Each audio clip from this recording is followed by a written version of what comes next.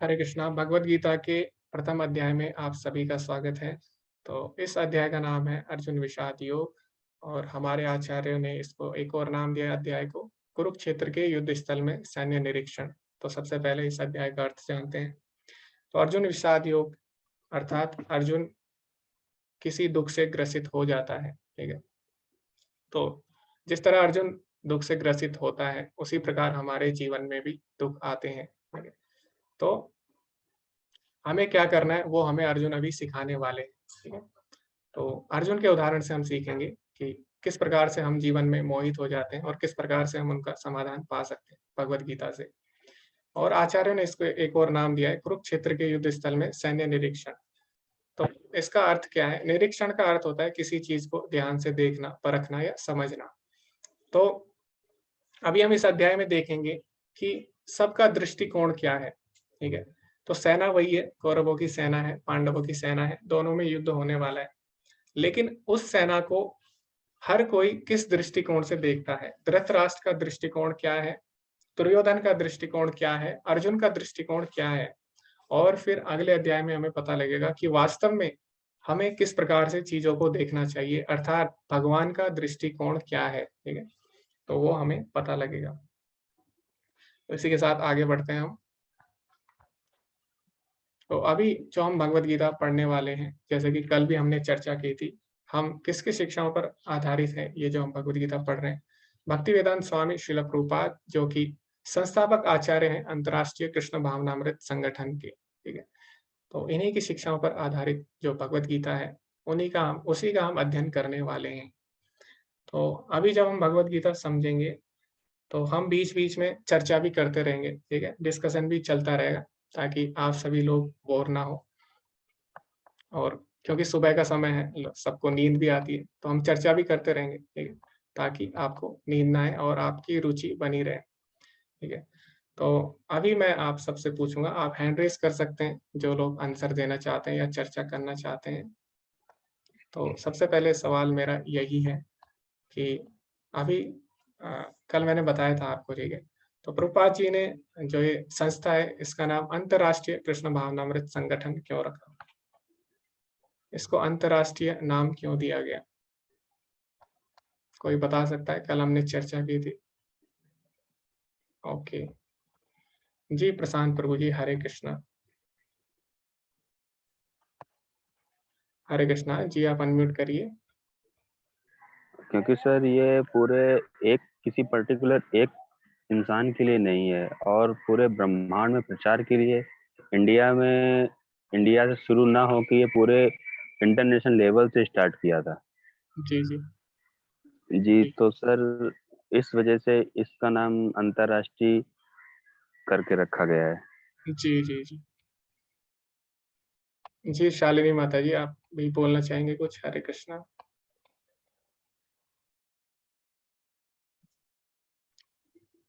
हरे कृष्ण गुरु जी। जी जी माता जी।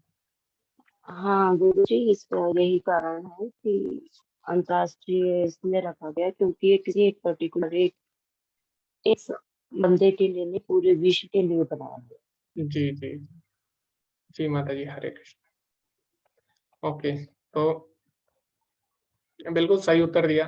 तो आप सभी लोग ध्यान से सुनते रहिएगा, हम लोग चर्चा करते रहेंगे और हमारे पास ज़्यादा समय नहीं होता, तो इसीलिए हम जो पहले हैंड रेज़ करेंगे उनके साथ हम चर्चा कर लेंगे। ठीक है। तो बिल्कुल सही बोला, जैसे कि अ, अंतर्राष्ट्रीय नाम इसीलिए दिया क्योंकि जो भगवान की शिक्षाएँ हैं वो किसी एक व्यक्ति के लिए या एक समुदाय के लिए या एक देश के लिए नहीं है। ठीक है। तो भगवान की जो शिक्षाएँ हैं वो सभी के लिए है, इसीलिए इसको अंतर्राष्ट्रीय कृष्ण भावनामृत संगठन नाम दिया गया। क्योंकि भगवान स्वयं बोलते हैं भगवत गीता में, पिता हम अस्य जगतो माता दाता पितामह, कि मैं समस्त जो भी जगत है सबका माता पिता हूँ। ठीक है। तो भगवान समस्त जगत के माता पिता हैं। तो इसीलिए जो भगवान की शिक्षाएं वो सबको मिलनी चाहिए। तो हम आगे बढ़ते हैं। श्री श्री राधा गोविंद की जय। ओके, अब हम श्रीमद् भगवद गीता का अर्थ क्या है पहले उसको समझ लेते हैं। श्रीमद् भगवद गीता क्यों बोली गई वो भी हम समझेंगे और इसके विषय क्या-क्या हैं उसके बारे में भी हम चर्चा करेंगे। तो सबसे पहले हम देखते हैं श्रीमद् भगवद गीता का अर्थ क्या है। श्रीमद् मतलब होता है सुंदर। ठीक है। भगवत मतलब होता है भगवान के द्वारा बोला गया, गीता मतलब गीत। तो भगवान का धाम ऐसा है कि वहाँ पे भगवान बात नहीं करते, वहाँ पे कोई बात नहीं करता, वहाँ पे जो बातें हैं वो गीत की तरह होती है और वहाँ पे कोई चलता नहीं है, वहाँ पे सब नृत्य करते हैं, ठीक है? तो ब्रह्म संहिता में भी आता है कथा गायम गमनम नाट्यम, ठीक है? यानी भगवान का धाम कैसा है, वहाँ पे जब लोग बात करते हैं तो गीत की तरह लगता है और जब लोग चलते हैं तो वो नृत्य की तरह लगता है, ठीक है? तो इसीलिए भगवान ने जो अभी वचन बोले उनको हम श्रीमद् भगवत गीता बोलते हैं, भगवान के द्वारा गाया गया गीत। तो जब हमारे जीवन में तनाव आता है या कुछ भी होता है हमारे जीवन में, तो हम संगीत से बहुत ज़्यादा जुड़े हुए रहते हैं, उस हिसाब से हम संगीत सुनते हैं, ठीक है? विशेषकर जब कोई दुखी होता है, जो किसी के साथ कोई नहीं होता तो वो संगीत सुनता है, ठीक है? तो आपने देखा होगा जब कोई दुखी होते हैं तो सैड सॉन्ग सुनते हैं ना। तो अभी हम लोग क्या करते हैं, हमारे जीवन में दुःख आता है तो हम बॉलीवुड के कोई गाने सुन लेते हैं, ठीक है? और वो गाने क्या होते हैं, आज तो सही लगते हैं, कुछ टाइम बाद वो गाने बेकार लगने लगते हैं, आप देखना, ठीक है? एक समय तक सही लगते हैं लेकिन बाद में बेकार लगने लगते हैं। इसी तरह जब अर्जुन के जीवन में दुःख आया, तो अर्जुन ने कोई साधारण गाना नहीं सुना, अर्जुन ने कौन-सा गाना सुना? जो कि भगवान ने गाया, ठीक है? तो भगवान ने जो गाना गाया वो आज भी चल रहा है ना, ऐसा नहीं है बॉलीवुड की तरह कि अभी चल रहा है, कल को कोई और गाना आ गया, ठीक है? तो भगवान ने जो गाना गाया श्रीमद् भगवत गीता, वो करोड़ों सालों से चल रहा है, 5000 साल पहले अर्जुन को भी सुनाया और आज भी वो गीत चल रहा है। तो ये श्रीमद् भगवत गीता की महत्वता है। अभी हम आगे देखेंगे, अर्जुन की माया को कृष्ण की व्यवस्था समझना होगा। यदि अर्जुन भ्रमित नहीं होता, तो कृष्ण को भगवत गीता बोलने के लिए कोई आवश्यकता नहीं होती। अर्जुन भगवत गीता के स्पष्ट पहले श्रोता है, फिर भी भगवत गीता सभी के हित के लिए है। तो कई लोग बोलते हैं कि अर्जुन तो भगवान का शुद्ध भक्त था, ठीक है? उसके मन में ऐसा दुःख, ऐसी शंकाएँ क्यों आ गई? तो हमें ये जानना होगा, वास्तव में अर्जुन के मन में शंकाएँ नहीं है। अर्जुन हम सभी को संबोधित करता है। अर्जुन के जो प्रश्न हैं, वो अर्जुन के प्रश्न नहीं है, वो हम सभी के प्रश्न हैं, ठीक है? तो अर्जुन को भगवान ने एक माध्यम बनाया कि जो भी हमारे जीवन में शंकाएँ हैं, ठीक है? उनको भगवान दूर कर सकें। तो भगवान ने अर्जुन को एक माध्यम चुना, ठीक है? तो हमें अर्जुन को ऐसा नहीं बोलना चाहिए, ये भगवान का शुद्ध भक्त है, तो ये क्यों दुःख में आ गए, ठीक है? तो ये सब भगवान की व्यवस्था है, भगवत गीता हम तक पहुँचाने के लिए।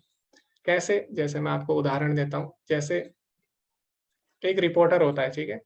तो रिपोर्टर जब किसी का इंटरव्यू लेता है, साक्षात्कार लेता है किसी नेता का, तो नेता का या किसी का भी इंटरव्यू लेता है, तो वो जो भी प्रश्न पूछता है रिपोर्टर, तो वो रिपोर्टर के अपने प्रश्न नहीं होते, ठीक है? वो पूरी जनता की तरफ से पूछता है। जैसे मान लो अगर वो किसी नेता को बुलाता है और अगर किसी नेता से पूछता है कि महँगाई क्यों बढ़ रही है, तो रिपोर्टर अपनी तरफ से नहीं पूछ रहा, ठीक है? वो पूरी जनता की तरफ से पूछता है ना?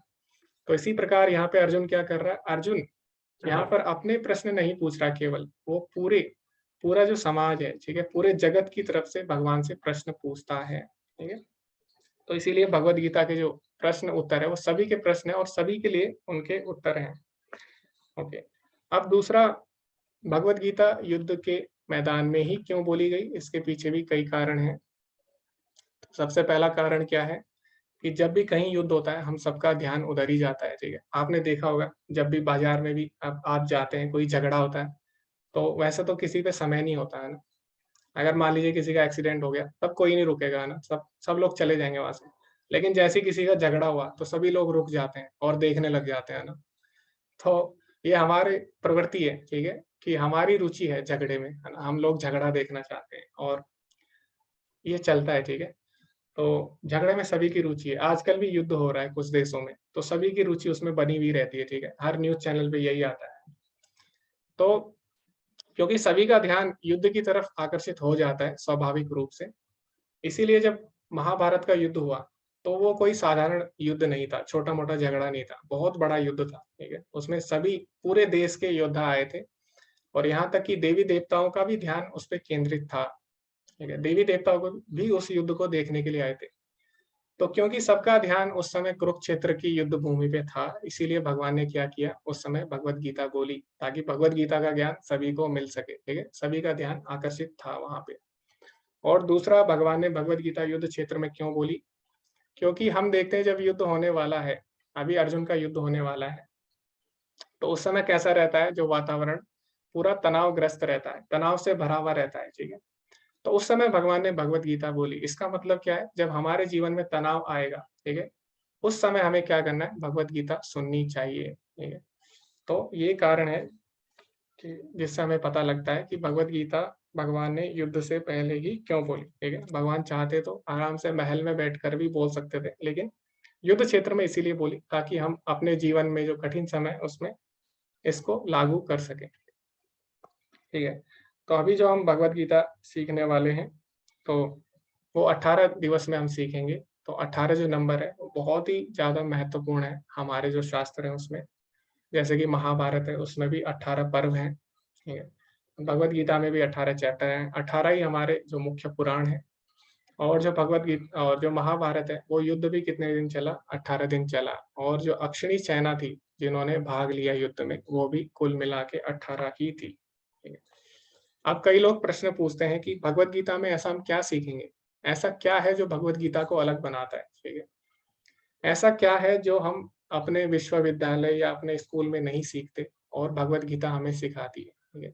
अर्थात सांसारिक ज्ञान से कैसे भगवत गीता का ज्ञान अलग है? तो इस पे हम चर्चा करते हैं, ठीक है?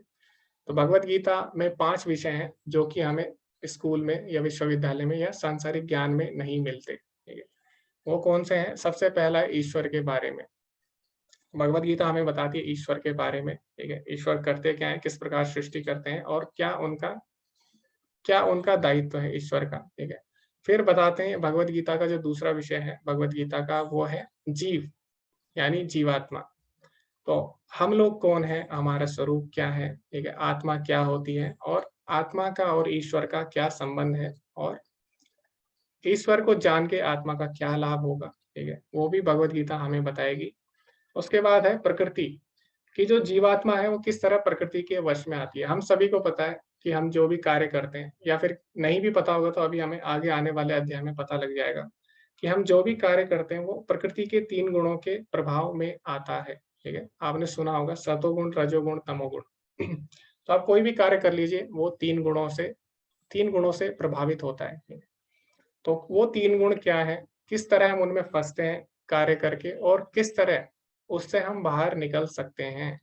तो ये हमें भगवत गीता बताएगी, ठीक है? ये हमें आधुनिक जो शिक्षा है वो नहीं बता सकती कि हम कौन से गुण में हैं और कौन से गुण में रहने से क्या होगा, वो भी नहीं हमें पता लगता। वो हमें भगवत गीता से ही पता लगेगा, ठीक है?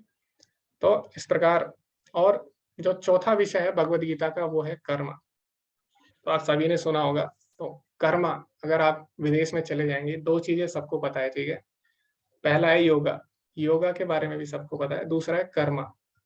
तो कर्मा के बारे में भी सभी को पता है। तो ये जो योगा और कर्म आया है, ये कहाँ से आया है? ये भगवत गीता से ही आया है, ठीक है? तो कर्म क्या है? वो भी हमें भगवत गीता बताती है। तो कर्म क्या है? किस प्रकार से कर्म करें, ठीक है? कि हम उसमें बंधे ना, ये भी हमें भगवत गीता सिखाएगी। जैसे कि उदाहरण के लिए हमें पता है 2 तरह के कर्म होते हैं, ठीक है? एक होता है मंद कर्म, एक होता है तीव्र कर्म। तो मंद कर्म मतलब होता है कि जिसका फल तुरंत नहीं मिलता, ठीक है? जैसे मैंने अभी पेड़ लगाया तो उसका फल मुझे कुछ समय बाद मिलेगा, ठीक है? जैसे कोई गलत चीज़ खाता है तो उसका जो परिणाम होगा वो क्या होगा, धीरे-धीरे आता है। और कुछ होते हैं तीव्र कर्म, जैसे कि मैंने किसी को मारा, ठीक है? उस पे दर्द हुआ, तो ये हो गया तीव्र कर्म। इसी तरह भगवत गीता बताती है हमें कि किस प्रकार जो कर्म है, कर्म का सिद्धांत क्या है, ठीक है? और कर्म किस प्रकार फलित होते हैं और किस प्रकार कर्म के बंधन से हम मुक्त हो सकते हैं, कैसे? कर्म करके, ठीक है? तो कर्म करके ही कर्म से कैसे मुक्त होंगे, वो भी हमें भगवत गीता सिखाती है। उसके बाद भगवत गीता का जो 5वां विषय है वो है काल, समय, ठीक है? तो समय का क्या उपयोग है हमारे जीवन में और किस प्रकार समय के प्रयोग से भगवान सृष्टि करते हैं, ठीक है? और आगे भी भगवान बताएँगे समय आखिर है क्या, ठीक है? तो ये 5 विषय हैं जिन पे भगवत गीता हमें विस्तार से बताएगी। भगवत गीता में कुल 700 श्लोक हैं और जिसमें से जो सबसे ज़्यादा श्लोक यानी 574 जो श्लोक हैं, भगवान श्री कृष्ण ने बोले हैं। उसके बाद अर्जुन ने सबसे ज़्यादा श्लोक बोले हैं, वो है 84 श्लोक और अर्जुन के प्रश्न हैं। उसके बाद संजय ने 41 श्लोक और धृतराष्ट्र ने 1 श्लोक बोला है। तो कई लोग बोल सकते हैं कि अगर भगवत गीता भगवान की वाणी है, तो इसमें फिर बाकी लोगों के प्रश्न क्यों आ गए? इसमें तो भगवान की वाणी होनी चाहिए थी। तो इसमें बाकी जो प्रश्न हैं, तो मैंने आपको पहले ही बताया, वो केवल उनके प्रश्न नहीं है, ठीक है? वो पूरे संसार के लिए, कल्याण के लिए जो प्रश्न है, वो उन्होंने पूछे हैं। तो ये जो प्रश्न है, ये भगवत गीता की मिठास और भी ज़्यादा बढ़ा देते हैं, क्योंकि जब आगे आप देखेंगे अर्जुन के जो प्रश्न हैं, आपको लगेगा अरे ये तो मेरा भी प्रश्न था, ठीक है? तो इससे क्या होगा, इससे भगवत गीता की मिठास और ज़्यादा बढ़ जाती है, ठीक है? तो इसीलिए अलग-अलग लोगों ने भी भगवत गीता में प्रश्न किए हैं भगवान के अलावा। अभी हम श्रीमद् भगवत गीता पढ़ने से पहले भगवत गीता की महानता की चर्चा कर लेते हैं, ठीक है? तो जैसे आपने देखा होगा कि आप किसी को अगर बुलाते हो जब आप जाते हो किसी को सुनने के लिए, कहीं पे किसी का लेक्चर होता है, तो सबसे पहले हम उनकी महानता की चर्चा करते हैं, ठीक है? जैसे अगर आप स्कूल में किसी को बुलाते हो, ठीक है? तो सबसे पहले हम बताते हैं ये इनका नाम ये है, इन्होंने ये किया है, इन्होंने ये पढ़ाई की है और इनका ये योगदान है। तो सबसे पहले हम क्या करते हैं, उनको ग्लोरीफाई करते हैं, ठीक है? और उनका हम क्या करते हैं, सबसे पहले हम उनकी महानता की चर्चा करते हैं, फिर हम उनको सुनते हैं। तो इसीलिए पहले हम भगवत गीता अभी पढ़ेंगे, तो सबसे पहले हम भगवत गीता की जो महानता है उसकी चर्चा करेंगे, जिसको गीता महात्म्य में लिखा गया है, ठीक है? तो गीता महात्म्य में शंकराचार्य जी ने क्या लिखा है उसकी हम चर्चा करेंगे। तो इसमें भगवत गीता की महानता का वर्णन है, भगवत गीता कितनी महान है। तो जो शंकराचार्य जी थे, उन्होंने क्या किया, उन्होंने सारे वेद पढ़े और वेदांत के बहुत बड़े ज्ञाता थे, ठीक है? सारे वेद और सारे शास्त्र पढ़े। तो सारे वेद और सारे शास्त्र पढ़ने के बाद जो शंकराचार्य जी थे, वो भगवत गीता के बारे में क्या बोलते हैं, ये हम सीखेंगे, ठीक है? अभी क्या है, कलयुग में हमारे पास इतना समय नहीं है कि हम सारे वेद और सारे शास्त्र पढ़ें। लेकिन जिन्होंने सारे वेद और जिन्होंने सारे शास्त्र पढ़े हैं, जब हमें पता लगेगा उन्होंने भगवत गीता के बारे में क्या बोला है, तो इससे क्या होगा, हमारा बहुत सारा समय बच जाएगा, ठीक है? अभी हम देखते हैं शंकराचार्य जी ने भगवत गीता के बारे में क्या बोला है। तो शंकराचार्य जी बोलते हैं, गीता शास्त्रम इदं पुण्यम या पठेत प्रियतः पुमान् विष्णुपादम अवाप्नोति भय शोकादिवर्जितः। तो शंकराचार्य जी ने बोला है, गीता शास्त्रम इदं पुण्यम, भगवत गीता दिव्य साहित्य है, ठीक है? तो सबसे पहले ये समझना होगा हमें कि भगवत गीता भी हमारे शास्त्रों का ही भाग है, ठीक है? गीता शास्त्रम, और कोई साधारण शास्त्र नहीं है भगवत गीता। कैसा है, इदम पुण्यम, यानी दिव्य साहित्य है। और जो इसे ध्यान पूर्वक पढ़ता है, वो क्या करता है, भगवान विष्णु का आश्रय प्राप्त करता है और समस्त भय तथा चिंताओं से मुक्त हो जाता है। तो अभी हम सबके जीवन में भय है, ठीक है? सभी को कुछ ना कुछ भय है। तो जैसे जो बच्चे होते हैं उनको भी भय होता है, ठीक है? कि मुझे खेलने को मिलेगा या पता नहीं, ठीक है? और मुझे स्कूल जाना पड़ेगा, स्कूल का काम करना पड़ेगा, काम हुआ तो पता नहीं क्या, काम नहीं हुआ तो पता नहीं क्या होगा, ठीक है? इसलिए बच्चों के मन में भी भय रहता है आजकल। और इसी प्रकार जो वयस्क होते हैं उनके मन में भी भय रहता है, ठीक है?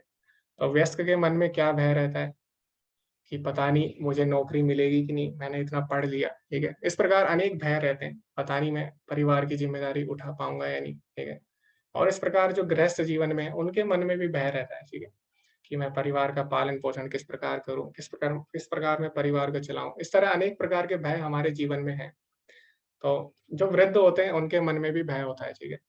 तो वृद्धावस्था में हम किससे गिर जाते हैं? चिंता से गिर जाते हैं, ठीक है? चिंता होने लग जाती है कि अभी तक मैंने इतना कमाया, लेकिन अभी मैं भोग नहीं कर पा रहा हूँ, ठीक है?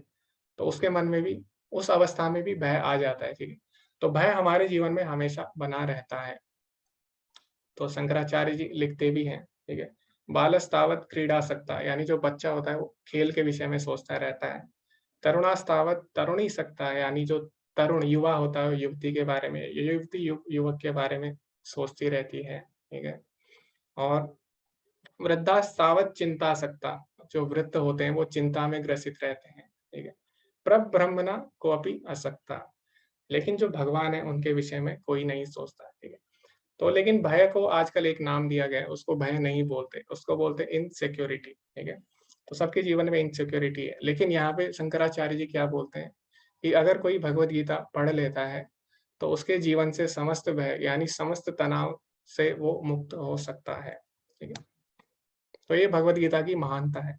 आगे क्या बोलते हैं शंकराचार्य जी, गीताध्ययनशीलस्य प्राणायाम परस्य च नैव सन्ति हि पापानि पूर्वजन्म कृतानि च। यदि कोई भगवत गीता को निष्ठा तथा गंभीरता के साथ पढ़ता है तो भगवान की कृपा से उसके सारे पूर्व के दुष्कर्मों के फलों का उस पर कोई प्रभाव नहीं पड़ता है। तो जैसे कि मैंने आपको बताया था, कर्म तीव्र भी होते हैं, मंद भी होते हैं। तो जो मंद कर्म होते हैं वो इतने मंद भी हो सकते हैं कि उनका प्रभाव हो सकता है अगले जन्म में आए आप पे। ठीक है, और पता नहीं अभी हमारे पे कितने कर्म पिछले जन्म के बाकी हैं। तो इस प्रकार हम कर्म के बंधन में बनते रहते हैं। लेकिन भगवत गीता हमें सिखाती है, वो कला सिखाती है जिससे हम कर्म बंधन से मुक्त हो सकते हैं, कर्म करके ही। लेकिन उसके लिए हमें क्या करना पड़ेगा, यहाँ पे बोला गया है, निष्ठा तथा गंभीरता के साथ भगवत गीता को सुनना होगा। ठीक है, तो बहुत ही ज्यादा आवश्यक है और हमें भगवत गीता को गंभीरता से लेना चाहिए। उसके बाद क्या बोलते हैं, गीता सुगीता कर्तव्या किमन्यो शास्त्र विस्तरे या स्वयं पद्मनाभस्य मुख पद्मा विनिश्रिता। शंकराचार्य जी बोलते हैं, गीता सुगीता कर्तव्य किमन्यो शास्त्र विस्तरे, क्योंकि भगवत गीता भगवान के मुख से निकली, अतः किसी अन्य वैदिक साहित्य को पढ़ने की आवश्यकता नहीं रहती। किमन्य शास्त्र विस्तरे यानी हम दूसरा शास्त्र क्यों पढ़े। ठीक है, तो यहाँ पे शंकराचार्य जी इतने वेद पढ़ने के बाद, ठीक है, इतने पुराण पढ़ने के बाद, इतने उपनिषद पढ़ने के बाद अंत में क्या बोलते हैं कि भगवत गीता अगर किसी ने पढ़ ली है तो उसको कोई भी शास्त्र पढ़ने की आवश्यकता नहीं है। ठीक है, तो शंकराचार्य जी ने क्या किया, हमारा समय बचा दिया। ठीक है, तो हमें सबके अनुभव से सीखना चाहिए, महान आचार्यों के। तो आचार्य यही बोल रहे हैं कि समस्त जो शास्त्र है उनका सार भगवत गीता है। जिसने भगवत गीता पढ़ ली उसको और शास्त्र पढ़ने की आवश्यकता नहीं रह जाती। ठीक है, तो एक स्वयं कौन बोल रहे हैं, शंकराचार्य जी। तो इसीलिए हमें भगवत गीता को पढ़ना है, और कलयुग में हम और शास्त्र पढ़ भी नहीं सकते, हमारी ना आयु इतनी है ना हमारी बुद्धि इतनी है। ठीक है, इसीलिए हमें क्या करना है, भगवत गीता को ध्यान से सुनना होगा। क्यों? क्योंकि भगवत गीता स्वयं भगवान के मुख से निकली है। तो हम देखते हैं जो गंगा है, गंगा नदी कितनी पवित्र है। ठीक है, तो हमारे शास्त्रों में भी उल्लेख है, और ये बात अभी वैज्ञानिक रूप से भी सिद्ध हो चुकी है कि जो गंगा जल है वो कभी भी खराब नहीं होता है ना। तो गंगा को पवित्र बोला गया है हमारे शास्त्रों में भी और वैज्ञानिक तरीके से भी।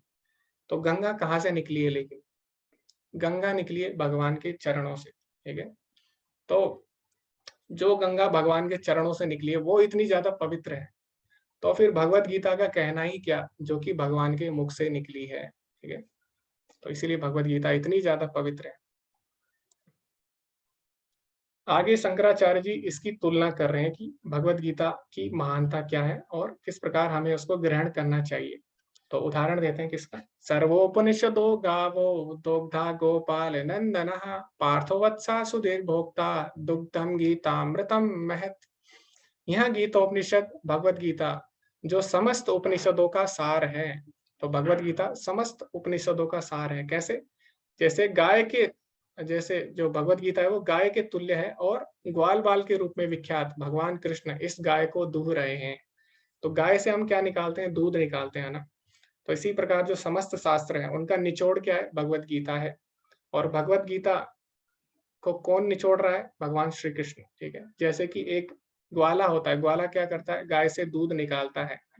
इसी प्रकार भगवान श्री कृष्ण समस्त वेदों से क्या निकाल रहे हैं, भगवत गीता को निकाल रहे हैं, समस्त शास्त्रों को। कैसे? अर्जुन बछड़े के समान है और सारे विद्वान तथा शुद्ध भक्त भगवत गीता के अमृतमय दूध का पान करने वाले हैं। तो जब हम दूध निकालते हैं तो उसके लिए हमें क्या चाहिए होता है, सामने एक बछड़ा होता है ना।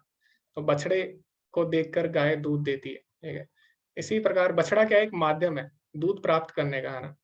तो इसी प्रकार अभी अर्जुन जो है वो एक माध्यम है जिसके माध्यम से भगवान भगवत गीता का ज्ञान हम तक पहुंचा रहे हैं।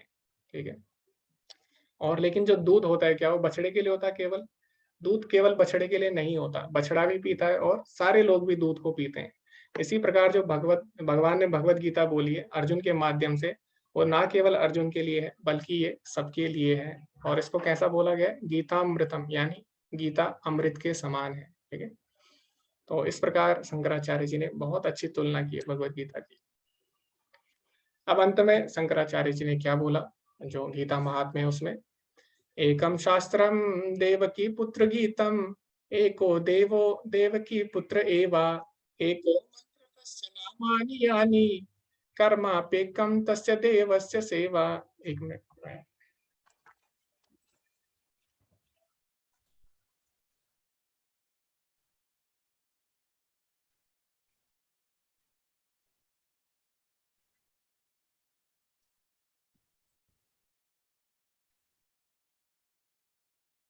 हरे कृष्णा, क्षमा करें। तो बैटरी लो हो गई थी तो मैंने दोबारा लगा दिया। ठीक है, तो शंकराचार्य जी अंत में क्या बोलते हैं गीता महात्म्य के, एकम शास्त्रम देवकी पुत्र गीतम। अगर कोई एक शास्त्र होना चाहिए हमारे जीवन में, आजकल क्या है, सभी को एक चीज चाहिए, है ना, सभी को एक साथ एक चीज, एक ही में सब चीज चाहिए। जैसे कि मोबाइल है, मोबाइल में सारी चीजें हैं, ठीक है, तो कोई और चीज रखने की आवश्यकता ही नहीं है ना। इसमें कैलेंडर भी है, कैमरा भी है, ठीक है, इसमें आपका बैंक का काम भी कर सकते हो, ठीक है, इसमें शॉपिंग भी कर सकते हो, सब चीज हमें क्या चाहिए आजकल, एक ही जगह चाहिए, है ना। तो भगवान, तो जो शंकराचार्य जी है वो क्या बोल रहे हैं, अगर हमें एक शास्त्र चाहिए कोई, तो वो शास्त्र कौन सा होना चाहिए, वो शास्त्र होना चाहिए भगवत गीता। ठीक है, एकम शास्त्रम देवकी पुत्र गीता, एको देवो देवकी पुत्र एवा। अगर कोई एक भगवान है सारे विश्व के लिए, तो वो कौन है, भगवान श्री कृष्ण देवकी पुत्र है। अगर कोई एक मंत्र होना चाहिए हमारे जीवन में, तो वो क्या होना चाहिए, एको मंत्र तस्य नामानि यानी, वो केवल भगवान श्री कृष्ण का नाम होना चाहिए। ठीक है, तो हमें पता है अभी कलयुग के लिए कौन सा मंत्र है, हरे कृष्ण कृष्ण कृष्ण हरे हरे, हरे राम राम राम हरे हरे। तो ये जो मंत्र है ये पूरा भगवान के नाम से भरा हुआ है। ठीक है, तो यही शंकराचार्य जी बोल रहे हैं, अगर कोई एक मंत्र हो हमारे जीवन में तो वो हो भगवान का नाम। और अगर कोई एक कर्म हो करने लायक, कर्मापेकम तस्य देवस्य सेवा, तो वो हो उन भगवान की सेवा। ठीक है, तो ये शंकराचार्य जी ने बोल दिया। तो ये भगवद गीता की महानता है। अभी हम आज का अध्याय आरंभ करने जा रहे हैं, अर्जुन विषाद योग। तो सबसे पहला श्लोक है जो धृतराष्ट्र ने बोला है, तो हम चर्चा करेंगे अभी धृतराष्ट्र कौन है और उसने ये क्यों बोला, उस पर भी चर्चा करेंगे। तो धृतराष्ट्र उवाच, धर्मक्षेत्रे कुरुक्षेत्रे समवेतायुत्सवः मामकः पांडवश्चैव किम अकुर्वत संजय। धृतराष्ट्र ने कहा, हे संजय, धर्म भूमि कुरुक्षेत्र में युद्ध की इच्छा से एकत्रित हुए मेरे तथा पांडु के पुत्रों ने क्या किया। तो धृतराष्ट्र ऐसा क्यों बोल रहा है, तो मैं आपको जल्दी में बताऊंगा, क्योंकि महाभारत बहुत बड़ी है। ठीक है, इसको मैं एक घंटे में भी नहीं बता सकता, तो मैं जल्दी से बता देता हूँ कि इसके पीछे क्या कहानी चल रही है। तो जो पांडु और जो धृतराष्ट्र थे वो दो भाई थे। तो क्या हुआ, जो बड़ा भाई था धृतराष्ट्र वो अंधा था। ठीक है, तो अंधा था तो नियम के अनुसार जो अंधा है वो राजा नहीं बन सकता था। तो उन्होंने क्या किया, जो छोटा भाई था पांडु उसको राजा बना दिया। अब क्या हुआ, जो छोटा भाई जब राजा बन गया तो जो धृतराष्ट्र था उनकी उसके मन में ईर्ष्या आ गई, स्वाभाविक है ना। तो उसके मन में ईर्ष्या आ गई, लेकिन उसको लगा कि ठीक है मैं तो राजा नहीं बन पाया, लेकिन आगे जाके मेरे पुत्र होंगे तो वो राजा बन जाएंगे। अब तो ऐसा नियम था कि जिसके पुत्र पहले होंगे, ठीक है, जो बड़े पुत्र होंगे वो राजा बनेंगे। तो अगर धृतराष्ट्र के पुत्र पहले होते हैं तो वो राजा बनेंगे, और अगर पांडु के पुत्र पहले होते हैं तो वो बड़े माने जाएंगे और वो राजा बनेंगे। तो इस तरह, लेकिन क्या हुआ, लेकिन जो पांडु था उसके पुत्र पहले हो जाते हैं। ठीक है, पांडु और कुंती से और माद्री से। तो अभी अब धृतराष्ट्र के पुत्र बाद में पैदा होते हैं। ठीक है, तो इसके मन में और ज्यादा क्रोध हो जाता है कि मैं तो राजा नहीं बन सका, लेकिन अभी पांडु के पुत्र राजा बनने वाले हैं। तो इस प्रकार ये लोग ईर्ष्या करने लग जाते हैं आपस में, और पांडु की मृत्यु हो जाती है, जिसके बाद ये उन पे अत्याचार करना आरंभ कर देते हैं और उन पर हर तरीके से उनसे सत्ता छीनना चाहते हैं। ये लोग नहीं चाहते कि पांडु लोग राजा बने, इसीलिए ये क्या करते हैं, उनको छल से एक क्रीड़ा में हरा देते हैं, द्युत क्रीड़ा जुए में, और उसके बाद उनको वनवास हो जाता है पांडवों को। लेकिन शर्त ये रखी जाती है, अगर इन्होंने वनवास पूरा कर लिया उसके बाद इनको इनका राज्य वापस दे दिया जाएगा। लेकिन ये लोग उनका राज्य उनको वापस नहीं देते, जिसके कारण फिर ये युद्ध करना पड़ रहा है। ठीक है, तो ये इसके पीछे कहानी है। अभी धृतराष्ट्र बोलता है कि धर्म क्षेत्र कुरुक्षेत्र में मेरे तथा पांडु के पुत्रों ने क्या किया। तो कई लोग बोलते हैं भगवत गीता का पहला श्लोक है, तो इसमें कुछ खास नहीं है और लोग पहला अध्याय पढ़ते नहीं है, चले जाते हैं फिर दूसरे अध्याय पे, ठीक है। लेकिन हमें समझना है भगवत गीता का एक-एक श्लोक बहुत ही गहरा है, ठीक है। तो ये श्लोक हमें क्या बता रहा है, यहाँ पे धृतराष्ट्र बोलता है मेरे तथा पांडु के पुत्रों ने क्या किया, यानी अपने भाई के पुत्रों को वो पराया बताने लग गया, जबकि ऐसा होता नहीं है ना? अभी जब पांडु की मृत्यु हुई तो ये सभी भी इसके शरण में थे, ठीक है, धृतराष्ट्र के। तो ये भी इसके पुत्र की तरह ही हुए, ठीक है, ये भी इसके बेटे की तरह ही हुए। लेकिन इसने क्या किया, अपने पुत्रों को अलग कर दिया, मामकः पांडवश्चैव, पांडु के पुत्रों को अलग कर दिया, ठीक है। तो यहाँ पे कौन-सी भावना आ गई इसके मन में, मैं मेरा, ठीक है। तो मेरा तेरा ये जब भावना आती है यही जीवन में सारे दुखों का कारण बनती है, ठीक है। तो भगवत गीता का जो पहला श्लोक है हमें यही बताता है कि हमें जो मैं मेरे की भावना है उसको त्यागना है। क्यों? क्योंकि सब भगवान का है, ठीक है। तो जो ये सोचता है मैं मेरा, सबका इसी के कारण युद्ध होते हैं। तो जैसे आप देखेंगे बाली और सुग्रीव में युद्ध क्यों हुआ? बाली ने बोला ये मेरा राज्य है, ये मेरी पत्नी है, ठीक है। इसी तरह रावण और भगवान श्री राम में युद्ध क्यों हुआ? रावण ने बोला ये मेरी है, सीता मेरी है, ये मेरा है, ठीक है। तो जीवन में जितनी भी समस्याएँ हमारी आ रही है, उसके जड़ क्या है? मैं मेरे की भावना, ठीक है। तो जब तक मैं मेरे की भावना, अहंकार हमारे अंदर रहेगा, तब तक हमारे जीवन में दुःख आते रहेंगे। तो यहाँ पे जो धृतराष्ट्र है, उसकी मानसिकता क्या है? वो बहुत ज़्यादा चिंतित है। उसके मन में चिंता है कि मेरे पुत्रों का क्या होगा, ठीक है। क्यों उसके मन में चिंता है? क्योंकि जो युद्ध भूमि है, कुरुक्षेत्र, उसको क्या बोला गया है? धर्म क्षेत्र। तो क्षेत्र का मतलब क्या होता है? क्षेत्र का मतलब होता है भूमि या फिर खेत, ठीक है। तो धर्म क्षेत्र मतलब होता है धर्म की भूमि। तो जो कुरुक्षेत्र है वो पवित्र भूमि है, तीर्थ स्थल है, ठीक है। तो हमारे वैदिक साहित्यों में भी इसका उल्लेख है कुरुक्षेत्र का, इसको तीर्थ भूमि बोला गया है। तो अभी जो तीर्थ भूमि है यानी जो धर्म की भूमि है, वहाँ पे क्या होगा? धर्म धर्म फैलेगा, ठीक है।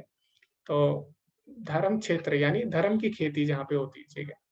तो जैसे कि अगर गेहूँ का खेत है तो उसमें क्या होगा? गेहूँ उगता है और जो कचरा होता है यानी जो दूसरी घास होती है उसको फेंक दिया जाता है। तो इसी प्रकार जो धर्म की भूमि है उसमें क्या होगा? धर्म की विजय होगी और जो अधर्मी लोग हैं उनको उखाड़ कर फेंक दिया जाएगा। तो इसको पता है कि कुरुक्षेत्र धर्म भूमि है, पुण्य भूमि है और जो इसके पुत्र हैं वो क्या है? अधर्म की तरफ है। तो इसीलिए इसके मन में चिंता आ जाती है। तो जो लोग गलत काम करते हैं उनके मन में कहीं न कहीं डर बना रहता है हमेशा। तो पहला श्लोक हमें बताता है धृतराष्ट्र की मानसिकता क्या है? वो बहुत ही ज़्यादा डरा हुआ है, ठीक है? और उसके मन में क्या है? मैं मेरे की भावना है, जो कि समस्त दुखों का कारण है। अभी प्रभुपाद जी क्या लिखते हैं, महाभारत में वर्णित धृतराष्ट्र तथा संजय की वार्ता इस महान दर्शन के मूल सिद्धांत का कार्य करती है। माना जाता है कि इस दर्शन की प्रस्तुति कुरुक्षेत्र के युद्ध स्थल में हुई, जो वैदिक युग से पवित्र तीर्थ स्थल रहा है। इसका प्रवचन भगवान द्वारा मानव जाति के पथ प्रदर्शन हेतु तब किया गया जब वे इस लोक में स्वयं उपस्थित थे।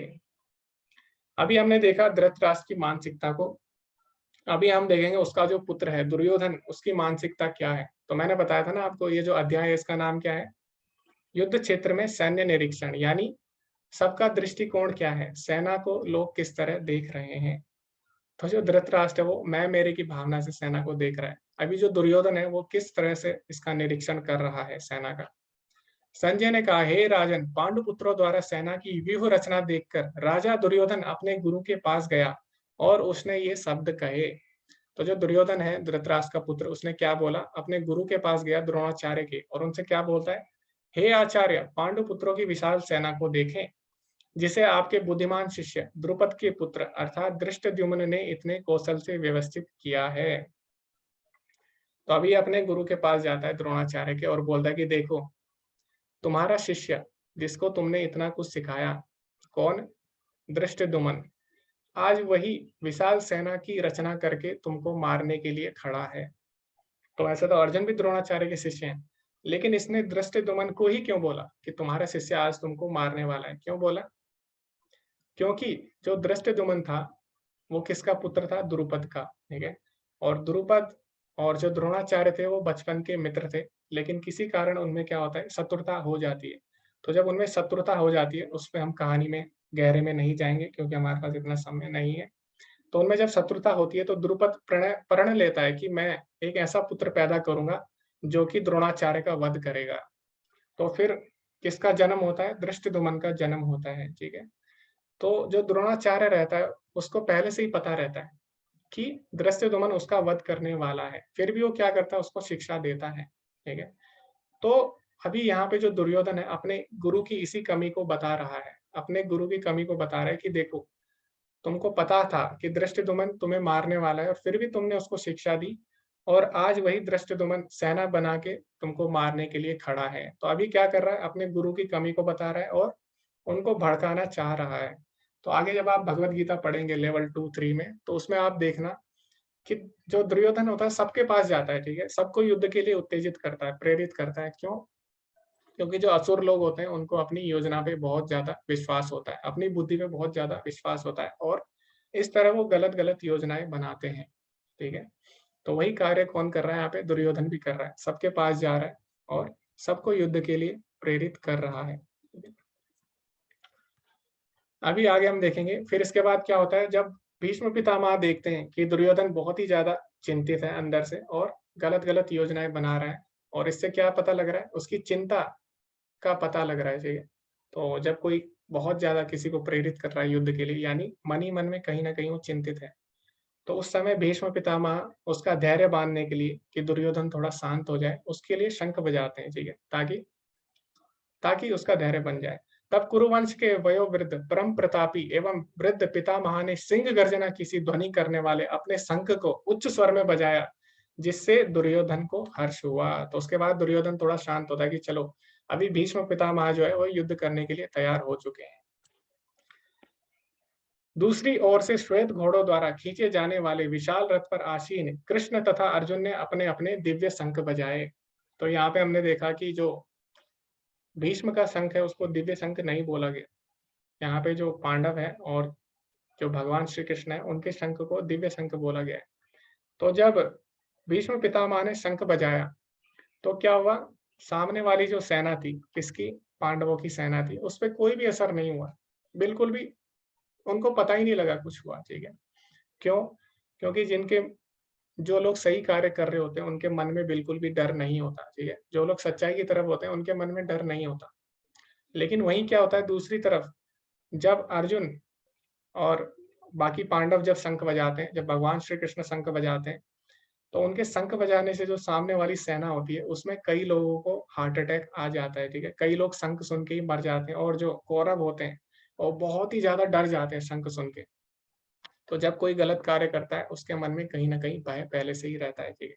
और जैसे ही ये लोग शंख बजाते हैं, तो और ज़्यादा वो लोग भयभीत हो जाते हैं। उसके बाद क्या होता है? अथागविस्थितान् दृष्ट्वा धृतराष्ट्रं कपिध्वजा प्रवृत्ते शस्त्र सम्पाते धनुरुद्यम्य पांडवः ऋषिकेशं तदा वाक्यम् इदामः महीपते। उस समय हनुमान से अंकित ध्वजा लगे रथ पर आसीन पांडुपुत्र अर्जुन अपना धनुष उठाकर तीर चलाने के लिए उद्युत हुआ। हे राजन, धृतराष्ट्र के पुत्रों को व्यूह में खड़ा देखकर अर्जुन ने श्री कृष्ण से ये वचन कहे। अभी जो अर्जुन है वो भी युद्ध के लिए तैयार है, ठीक है। तो उसका जो रथ है, अर्जुन का रथ, उसपे कौन है? साक्षात कपि ध्वजा यानी हनुमान जी अंकित है। तो हनुमान जी क्यों अंकित है अर्जुन का जो रथ है उसपे? क्योंकि हनुमान जी किसके प्रतीक है? हनुमान जी सेवा के प्रतीक है। क्योंकि जब हमने देखा हनुमान जी ने किस प्रकार भगवान राम की सेवा की और उनका जो आंदोलन था उसको सफल बनाया, ठीक है।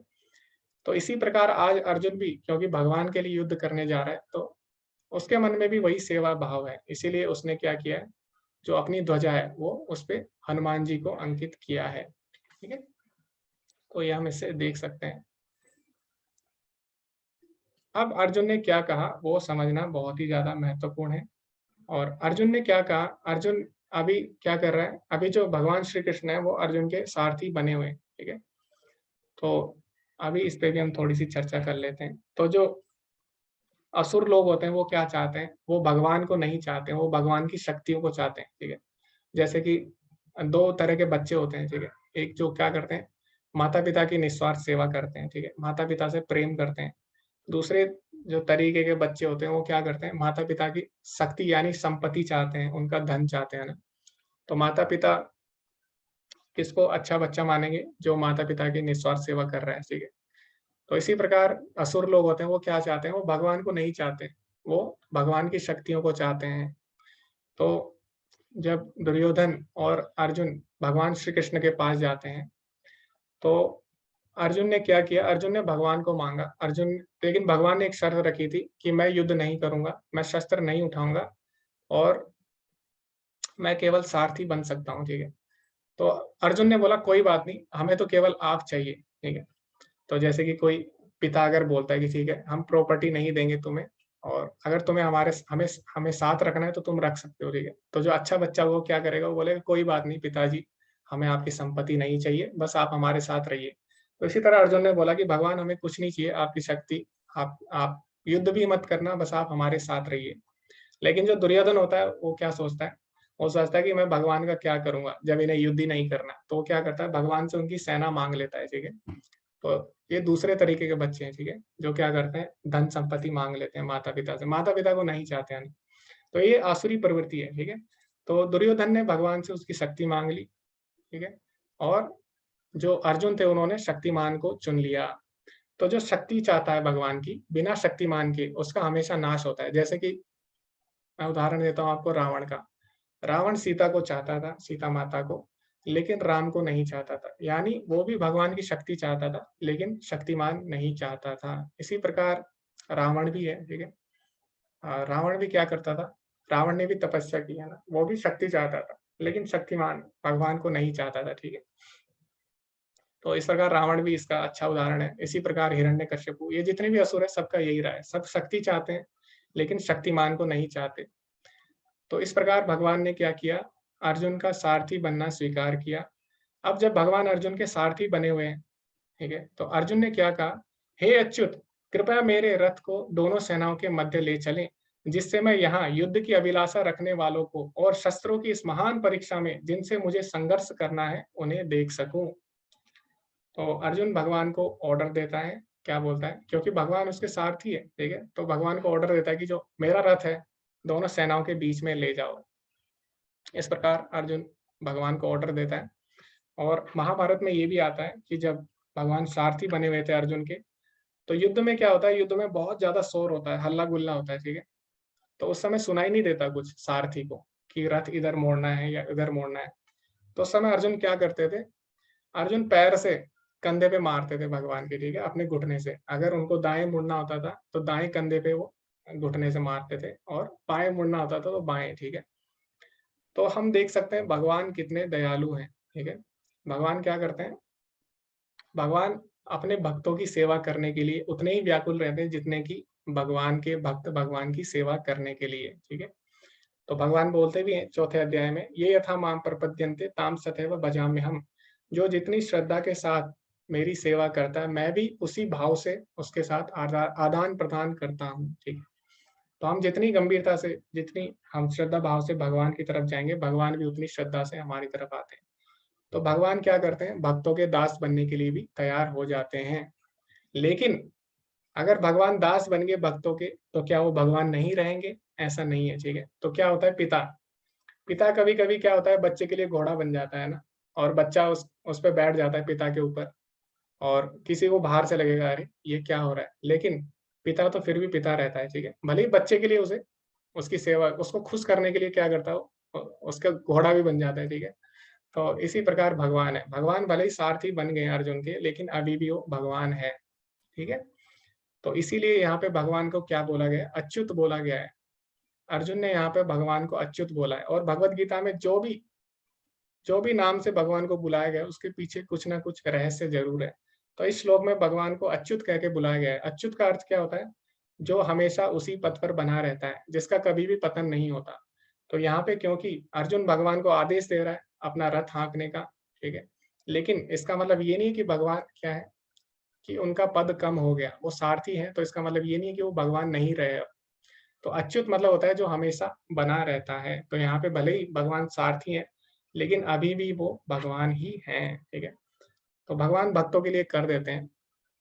तो भगवान को अगर बांधना है, ठीक है, तो एक ही चीज है जो भगवान को बांध सकती है, वो है भक्ति। तो भगवान को भक्ति से वश में किया जा सकता है, इसीलिए भक्ति बहुत ही ज्यादा महान है। तो जो असुर लोग है वो क्या मांगते हैं, वो लोग भगवान से छोटी मोटी चीजें मांग लेते हैं, शक्ति मांग लेते हैं, धन मांग लेते हैं, संपत्ति मांग लेते हैं। लेकिन जो भगवान के भक्त होते हैं वो चतुर होते हैं। वो क्या करते हैं, छोटी मोटी चीजें नहीं मांगते हैं, वो भगवान से भगवान को ही मांग लेते हैं। ठीक है, तो इस प्रकार भगवान भी भक्तों की सेवा करने के लिए व्याकुल रहते हैं। फिर अर्जुन ने वहां पर दोनों पक्षों की सेनाओं के मध्य में अपने चाचा, ताऊओं, पितामह, गुरुओं, मामाओं, भाइयों, पुत्रों, पोत्रों, मित्रों, ससुरों और शुभ चिंतकों को भी देखा। तो भगवान अर्जुन का रथ खड़ा कर देते हैं उसके जो दूसरी सेना है उसके सामने। तो अर्जुन देखता है ये सारे तो मेरे रिश्तेदार हैं। उसके बाद अपने सारे रिश्तेदारों को देखकर अर्जुन के मन में क्या विचार आता है, दृष्टैमं स्वजनं कृष्ण युयुत्सं समुपस्थितं सीदन्ति मम गात्राणि मुखं च परिशुष्यति। अर्जुन ने कहा, हे कृष्ण, इस प्रकार युद्ध की इच्छा रखने वाले मित्रों तथा संबंधियों को अपने समस्त उपस्थित देखकर मेरे शरीर के अंग कांप रहे हैं और मेरा मुंह सूखा जा रहा है। तो इस प्रकार अर्जुन क्या होता है, मोहग्रस्त हो जाता है अपने सगे संबंधियों को देखकर। हे कृष्ण, इस युद्ध में अपने ही स्वजनों का वध करने से न तो मुझे कोई अच्छाई दिखती है और ना मैं उसमें किसी प्रकार की विजय, राज्य या सुख की इच्छा रखता हूँ। तो अभी वो प्रश्न करता है भगवान से कि आखिर इनको मारकर मुझे क्या मिलेगा। हे गोविंद, हमें राज्य, सुख अथवा इस जीवन से क्या लाभ, क्योंकि जिन सारे लोगों के लिए हम उन्हें चाहते हैं वही इस युद्ध भूमि में खड़े हैं। हे मधुसूदन, जब गुरुजन, पितृगण, पुत्रगण, पितामह, मामा, ससुर, पौत्रगण, साले तथा अन्य सारे संबंधी अपना धन एवं प्राण देने के लिए तत्पर हैं और मेरे समक्ष खड़े हैं, तो फिर मैं इन सबको क्यों मारना चाहूंगा, भले ही वे मुझे क्यों न मार डाले। हे जीवों के पालक, मैं इन सबों से लड़ने को तैयार नहीं, भले ही बदले में मुझे तीनों लोग क्यों न मिलते हों। इस पृथ्वी की तो बात ही छोड़ दें, भला धृतराष्ट्र के पुत्रों को मारकर हमें कौन सी प्रसन्नता मिलेगी। तो यहाँ पे क्या बोल रहा है अर्जुन कि जिनके लिए मैं युद्ध कर रहा हूँ, अब कोई युद्ध क्यों करते हैं, युद्ध करते हैं अच्छाई के लिए, ठीक है, ताकि हम जीवन में खुश रह सके, गलत लोगों का नाश हो सके, अधर्म का, और फिर हम सुखी जीवन व्यतीत कर सके, अपना जो परिवार है उनके साथ हम अच्छे से रह सके। ठीक है, लेकिन अभी अर्जुन बोला कि युद्ध मैं जिनके लिए करूंगा, अपने परिवार के लिए, उन्हीं को मैं मारने वाला हूँ, तो फिर युद्ध करके क्या लाभ होगा। इस प्रकार अर्जुन प्रश्न पूछता है भगवान से। ठीक है, और अर्जुन ने यहाँ पर एक चीज बोली है, अर्जुन ने यहाँ पे बोली है कि भले ही मुझे इस पृथ्वी की तो बात छोड़ो, भले ही मुझे तीनों लोग भी मिल जाए, तब भी मैं खुश नहीं रह पाऊंगा। तो आखिर मैं करूं तो करूं क्यों ये काम। तो इसी प्रकार हमें देखना है, हमारा जीवन भी इसी प्रकार है। ठीक है, एक समय बाद क्या होता है, हम सोचते हैं ये करके हम सुखी हो जाएंगे, हम वो भी करते हैं, हम फिर लेकिन फिर भी सुख नहीं मिलता। फिर हम सोचते हैं कि ठीक है अब हम ये करेंगे, अब सुखी हो जाएंगे, लेकिन फिर भी सुख नहीं मिलता। इस प्रकार हम करते रहते हैं कोई काम, लेकिन जो कोई बुद्धिमान व्यक्ति होगा उसके मन में एक समय बाद प्रश्न आएगा जरूर कि आखिर मैं कोई काम करूं तो करूं क्यों। ठीक है, क्यों, क्योंकि भले ही ठीक है, अगर वास्तव में आनंद लेना ही जीवन का उद्देश्य है, तो फिर आनंद तो एक समय बाद खत्म हो जाता है। ठीक है, तो आखिर जीवन का उद्देश्य क्या है। तो आखिर मुझे तीनों लोग भी मिल जाए तो क्या मैं खुश खुश रह सकता हूँ, नहीं रह सकता। ठीक है, तो आखिर जीवन का उद्देश्य क्या है। तो यहाँ पे अर्जुन भी यही पूछ रहा है कि अगर मैं युद्ध करता हूँ और ये पृथ्वी तो छोड़ो, अगर मुझे तीनों लोग भी मिल जाते हैं तो भी मैं उसका क्या करूंगा, क्या उस समय खुश रह पाऊंगा। ठीक है, तो ये भगवान से पूछता है। ठीक है, इसीलिए हमें भी जिज्ञासा करनी चाहिए। तो कई लोग सोचते हैं बहुत पैसा कमा के सुखी हो जाएंगे, लेकिन ऐसा नहीं है, पैसे से सुख आएगा ये जरूरी नहीं है। ठीक है, क्योंकि हम देखते हैं जो जैसे बॉलीवुड में भी आपने देखा होगा, बहुत अच्छे अच्छे लोग हैं, उनके पास भी पैसा है, उनके पास सिक्योरिटी भी है, उनके पास सब चीज है। ठीक है, प्रसिद्धि भी है, लेकिन फिर भी वो लोग क्या होते हैं, तनावग्रस्त होते हैं और वो लोग आत्महत्या कर लेते हैं। ठीक है, तो इसी प्रकार अर्जुन भी पूछ रहा है कि क्या सब चीज सुख अगर मुझे मिल गया, तीनों लोग भी मिल गए, तो भी मैं सुखी नहीं रह पाऊंगा, तो फिर आखिर में जीवन में करूँ तो करूँ क्यों, कोई भी काम करूँ तो करूँ क्यों। ठीक है, तो यही हमारे मन में आना चाहिए और जिज्ञासा हमें करनी चाहिए, क्योंकि ये जिज्ञासा जो है केवल मनुष्य ही कर सकता है, जानवर नहीं कर सकते। ठीक है, तो इसीलिए जो हमारे वेदांत सूत्र है उसमें भी सबसे पहले यही बोला गया, अथा तो ब्रह्म जिज्ञासा, यानी अब हमें ब्रह्म की, भगवान के बारे में जानना चाहिए, जीवन के बारे में जानना चाहिए। तो जो महाभारत है उसमें एक श्लोक है, आहार निद्रा भय मैथुनम च सामान्यतः पशुभिर नराणाम धर्मो ही तेषाम अधिको विशेषो धर्मेण हीन पशुभिर समाना। कि पशु में और मानव में चार चीजें कॉमन है, चार चीजें समान है। वो क्या है, आहार यानी खाना खाना, तो हम भी खाना खाते हैं, जानवर भी खाना खाते हैं। निद्रा, हम भी सोते हैं, जानवर भी सोते हैं। भय, हम भी अपनी रक्षा करते हैं, जानवर भी अपनी रक्षा करते हैं। मैथुनम च, और बच्चे पैदा कर रहा, हम भी बच्चे पैदा करते हैं, जानवर भी बच्चे पैदा करते हैं। तो 4 चीजें हम में और जानवर में समान है, ठीक है। आहार, निद्रा, भय, मैथुनम च सामान्यतः पशुभिः नराणाम। तो अगर हम देखें, जानवर ये 4 चीजें हमसे ज्यादा अच्छे से कर लेते हैं। जैसे खाना खाना, खाना कई जानवर हमसे ज्यादा खा लेते हैं, जैसे हाथी है, ठीक है। निद्रा, जानवर हमसे ज्यादा सो लेते हैं। कई जानवर है, जैसे भालू है, दुर्वीय भालू, वो 6 महीने सोता है, ठीक है। भय, अपनी रक्षा करना, अगर आप हथियार हटा दीजिए तो हम देखेंगे जानवर अपनी ज्यादा अच्छे से रक्षा कर सकते हैं, है ना। अगर आप जंगल में छोड़ दो एक इंसान को, जानवर को, तो जानवर अपनी ज्यादा अच्छे से रक्षा कर लेते हैं। उसके बाद चौथा क्या था, बच्चे पैदा करना। तो हमने देखा होगा जानवर, कई जानवर इंसान से ज्यादा बच्चे पैदा कर लेते हैं, ठीक है। तो ये 4 चीजें अगर हम जीवन में कर रहे हैं, किस अगर हम जीवन इसीलिए जी रहे हैं कि ये 4 चीजें कर सके, अच्छा खा सके, सो सके, और बच्चे पैदा कर सकें, और अपनी रक्षा कर सकें, ठीक है। अगर हम 4 चीजें कर रहे हैं जीवन में केवल, तो हम में और पशु में कोई भी अंतर नहीं है। तो फिर इस श्लोक में बोला गया, क्या ऐसी चीज है जो जानवर को और इंसान को अलग बनाती है? वो क्या है? धर्मो ही तेषाम अधिको विशेषो, ठीक है। धर्मेण हीना पशुभिर समाना, यानी जो धर्म है, यानी भगवान के बारे में जानना, ठीक है, अपने बारे में जानना, वही हमें जानवरों से अलग बनाता है। तो आपने देखा होगा जो कसाई खाना होता है, उसमें जानवर जब कट कट रहे होते हैं, ठीक है, उसमें बहुत सारे जानवर लाइन में लगे रहते हैं। तो पहला जानवर कटता है, लेकिन पीछे जो जानवर रहता है वो क्या करता है, वो चारा खा रहा होता है, ठीक है, उसको मतलब ही नहीं आगे क्या चल रहा है, वो चारा खाने में लगा रहता है। इसी प्रकार अगर हम लोग केवल अपने भोग में लगे हैं, ठीक है, हमें जीवन का उद्देश्य पता नहीं है, तो हम भी जानवर के समान है। लेकिन मनुष्य ऐसा नहीं है। मनुष्य जिज्ञासा कर सकता है कि आखिर जीवन में दुख क्यों आ रहे हैं। पशु नहीं कर सकता। पशु क्या करता है, चुपचाप भोग करता है, ठीक है, उसको मतलब ही नहीं दुख क्यों आ रहे हैं जीवन में, ठीक है, और जीवन का उद्देश्य क्या है, वो जिज्ञासा नहीं कर सकता। तो जो जिज्ञासा है वही हमें अलग बनाती है। इसीलिए अर्जुन यहाँ पे क्या कर रहा है, जिज्ञासा कर रहा है। अभी अर्जुन आगे क्या बोलते हैं, यदि हम ऐसे आतताइयों का वध करते हैं तो हम पर पाप चढ़ेगा। अतः यह उचित नहीं होगा कि हम धृतराष्ट्र के पुत्रों तथा उनके मित्रों का वध करें। हे लक्ष्मीपति कृष्ण, इससे हमें क्या लाभ होगा, और अपने ही कुटुंबियों को मारकर हम किस प्रकार सुखी रह सकते हैं। तो अर्जुन बोलता है, ठीक है, ये लोग तो मूर्ख हैं, तो लेकिन अगर हम इनका वध कर देते हैं तो हमको पाप लगेगा, ठीक है, ये तो पाप कर ही रहे हैं, लेकिन अगर हम इनको मार दें तो हमें पाप लगेगा। लेकिन प्रभुपाद जी अपने तात्पर्य में लिखते हैं, ऐसा नहीं है। अर्जुन का जो कारण है कि पाप लगेगा, वो बिल्कुल ही गलत है। क्यों? क्योंकि वैदिक आदेश के अनुसार 6 तरह के लोगों का तुरंत वध कर देना चाहिए। उनको मारने से पाप नहीं लगता। पहला, जो विष देने वाला है, जो विष देता है। दूसरा, घर में आग लगाने वाला। तीसरा, घातक हथियार से आक्रमण करने वाला। चौथा, धन को लूटने वाला। पांचवा, भूमि को हड़पने वाला। तथा छठा, पराई स्त्री का अपहरण करने वाला। तो ये 6 तरह के आतताई है, इनका वध करने पर कोई भी पाप नहीं लगता। और हम देखेंगे, और आश्चर्य की बात यह है कि ये जो 6 के 6 प्रकार के पाप हैं, ये सारे जो कौरव लोग हैं, पांडवों के साथ कर चुके हैं। जैसे कि दुर्योधन एक बार भीम को विष भी पिला चुका है, ठीक है, विष देना। घर में वो आग भी लगा चुके हैं, लक्षागृह में उनके। उनपे कई बार हमले भी कर चुके हैं, उनका धन भी लूट चुके हैं, उनकी भूमि भी हड़प चुके हैं, और एक बार उनकी स्त्री का अपमान भी कर चुके हैं। तो इस प्रकार ऐसे लोगों को प्रभुपाद जी लिखते हैं, मारने में कोई पाप नहीं था।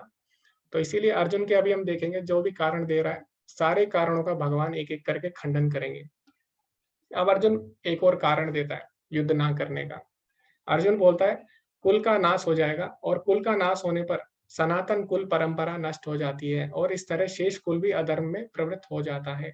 हे कृष्ण, जब कुल में अधर्म प्रमुख हो जाता है तो कुल की स्त्रियां दूषित हो जाती हैं, और स्त्रीत्व के पतन से वृष्णवंशी अवांछित संतानें उत्पन्न होती हैं। तो अर्जुन बोल रहा है, अगर अभी ये सब युद्ध में मारे गए सारे लोग, तो क्या होगा, इनके कुल की परंपरा नष्ट हो जाएगी, ठीक है। और कुल की परंपरा नष्ट हो जाएगी, तो जब ये भी देखा गया है कि जब परिवार के जो पुरुष लोग हैं, उनका अगर युद्ध में वो मारे जाते हैं, तो जो दूसरी सेना होती है वो क्या करती है, स्त्रियों का शोषण करने लग जाती है। तो आजकल भी यही हो रहा है, आप देख रहे होंगे, युद्ध चल रहा है। तो जब युद्ध में परिवार के जन मारे जाते हैं, तो उसके बाद जो लोग होते हैं वो स्त्रियों का शोषण करना आरंभ कर देते हैं।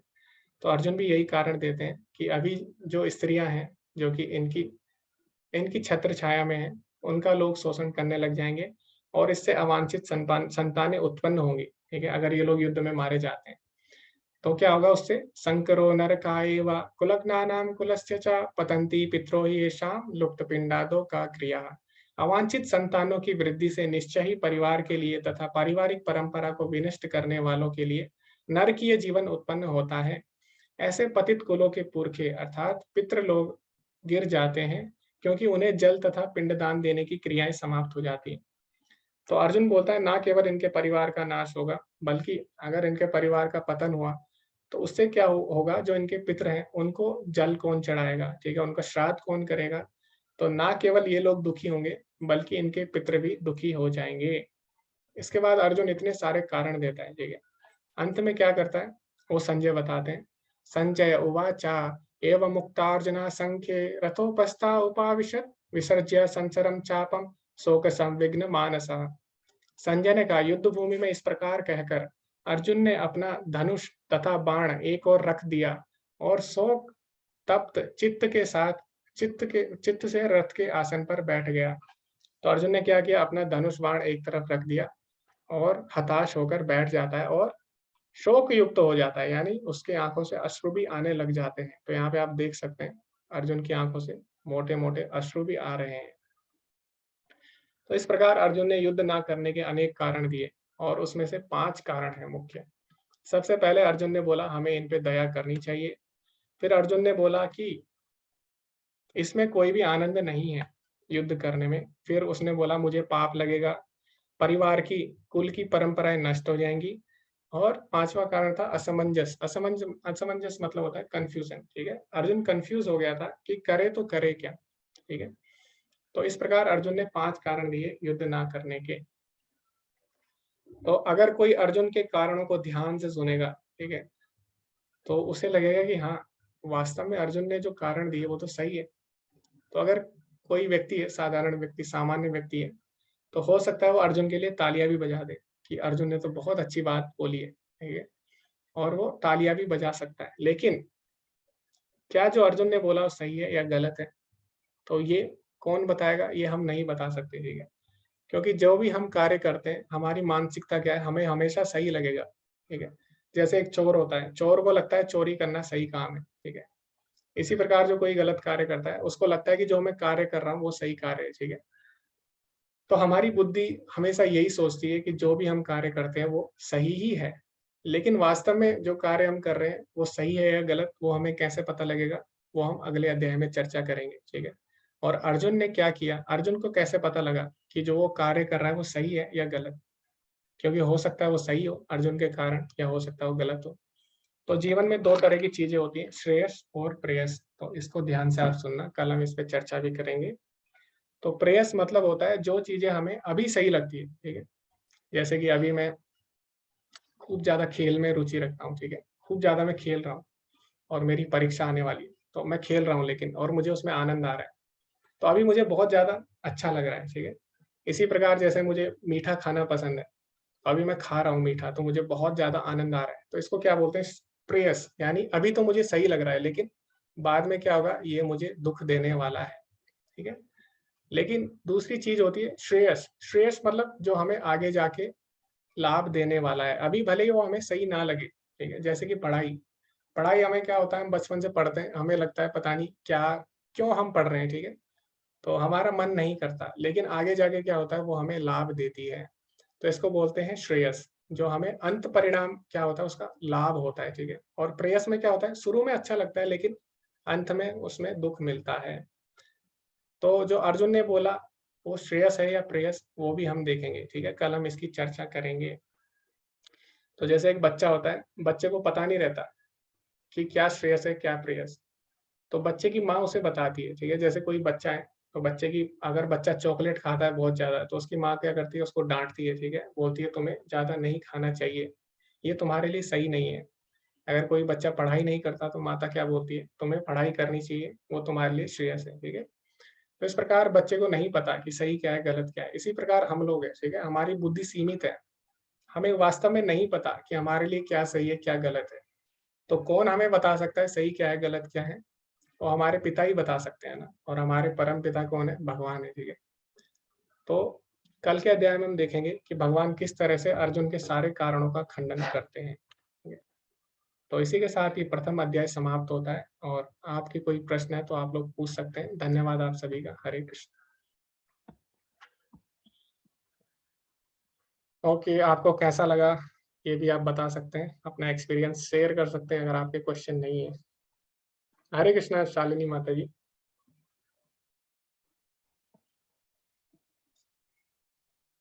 हरे कृष्णा गुरु जी। जी माता जी। गुरु जी मुझे बहुत अच्छा लगा, मतलब इतना शांति सी आ रही है मन में, नया जानने को सीखने को मिल रहा है। जी माता जी, इसके धन्यवाद। बारे में हमें बिल्कुल भी हमें पता नहीं था कुछ भी इसके बारे में। जी माता जी, धन्यवाद। इसी तरह आप जुड़े रहिए। ओके, शालिनी माता जी को काफी अच्छा लगा। किसी को कोई प्रश्न है आप पूछ सकते हैं। हरे कृष्णा लीना माता जी, आप दोबारा कर रहे हैं कोर्स को? जी, आप अनम्यूट करिए, आपकी स्क्रीन पे अनम्यूट का ऑप्शन आएगा।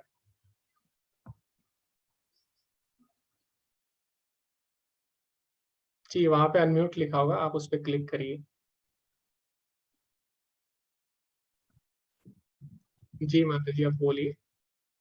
बहुत ही आनंद आया, मन की बहुत सारी शंकाओं का निवारण हुआ, और भगवान के श्रीमुख का जो आपने वर्णन करा वो अद्भुत था अपने आप में, बहुत ही मतलब ये प्रशंसा और भाव से परे था। मतलब इतना आनंद विभूत हो गए कि मतलब शब्द नहीं बचे कि इसके लिए, इस आनंद को व्यक्त कैसे किया जाए। जी जी बहुत जी। बहुत धन्यवाद आपका। हरे कृष्णा, हरे कृष्णा। जी माता जी, धन्यवाद। हरे कृष्णा। ओके, हरे कृष्णा विश्वनाथ प्रभु जी। हरे कृष्णा। हरे कृष्णा गुरुजी। जी मेरे को बहुत अच्छा लगा। मैं गीता को बहुत बार पढ़ा भी हूँ और मैं उसको सार को देखा भी हूँ, लेकिन जिस तरीके से आपने समझाया इस तरीका मैंने अभी तक देखा नहीं है इस तरह का, तो बहुत ही अच्छा लगा मेरे को। और एक रिक्वेस्ट थी, मेरी वाइफ जो है इस कोर्स को रजिस्टर करना चाहती हूँ, तो कैसे मैं रजिस्टर कर सकता हूँ उसके लिए? जी, अभी ठीक है, आप चैट में अपना नंबर लिख दीजिए, मैं उस पर लिंक भेज दूंगा प्रभु जी। या जिस ग्रुप में आप जुड़े हैं उसमें आप एडमिन को मैसेज कर सकते हैं, वो आपको लिंक भेज देंगे। ठीक है। ठीक है, तो वाइफ का नंबर इसमें लिख दूँ चैट में? जी, आप अपना नंबर लिख सकते हैं, मैं आपको भी लिंक भेज दूंगा, या फिर आप उनका नंबर भी लिख सकते हैं प्रभु जी।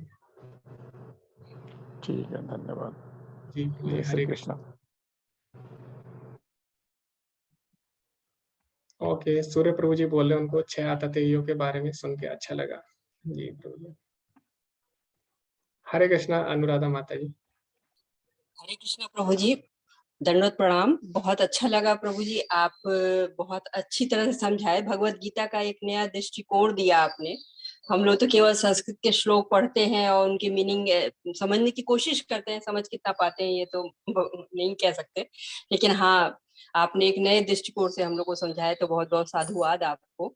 और प्रभु जी, मेरा एक प्रश्न ये था कि जो हमारा व्हाट्सएप ग्रुप है उसमें लेवल 2 का भी आया है ऑप्शन, और मैंने भर भी दिया, तो क्या वो अभी से शुरू हो जाएगा, ये 18 डेज बाद शुरू होगा? नहीं क्योंकि माता जी, बहुत वो इजी हो जाएगा हमारे लिए सब हाँ, समझना। जी माता जी, वो अगले अगले महीने आरंभ होगा माता जी, जी आपके लिए। जी जी, हरे जी कृष्णा। धन्यवाद माता जी। हरे कृष्णा। ओके, चैट में एक बहुत ही सुंदर प्रश्न आया है, मैं आप सभी को बताता हूँ। और प्रश्न किया है सागर प्रभु जी ने, सागर पाल प्रभु जी ने। वो बोलते हैं कि आपने बोला है कि भगवान की शक्तियां चाहते हैं जो असुर लोग हैं, लेकिन अर्जुन ने भी तो तपस्या की थी। ठीक है, तो अर्जुन ने भी काफी हथियार प्राप्त किए देवी देवताओं से। तो आप इसको किस तरह समझा सकते हैं? जी प्रभु जी, तो मैंने ये नहीं बोला कि केवल असुर लोग भगवान की शक्ति चाहते हैं। मैंने बोला असुर लोग केवल भगवान की शक्ति चाहते हैं, वो भगवान को नहीं चाहते। लेकिन भगवान के भक्त दोनों चाहते हैं, शक्ति को भी चाहते हैं, शक्तिमान को भी। ठीक है, तो भगवान के भक्त शक्ति किस लिए चाहते हैं? ताकि वो शक्तिमान की सेवा कर सके। जैसे जैसे हनुमान जी है, हनुमान जी क्या करते हैं? सबसे शक्तिशाली है, ठीक है, वो तो समुद्र को लांग जाते हैं, लेकिन उस शक्ति का क्या करते हैं? वो भगवान की सेवा में उपयोग करते हैं। ठीक है, तो भगवान के भक्त भी शक्ति को चाहते हैं, लेकिन शक्तिमान की सेवा के लिए। असुर लोग भी शक्ति चाहते हैं, किस लिए? अपनी सेवा के लिए। तो यही दोनों में अंतर है, ठीक है? दोनों शक्ति चाहते हैं, एक शक्तिमान को भी चाहता है और उनकी सेवा करना चाहता है शक्ति से, दूसरा केवल शक्ति को चाहता है और अपनी सेवा करना चाहता है, ठीक है? तो ये दोनों में अंतर है प्रभु जी, ठीक है? ओके।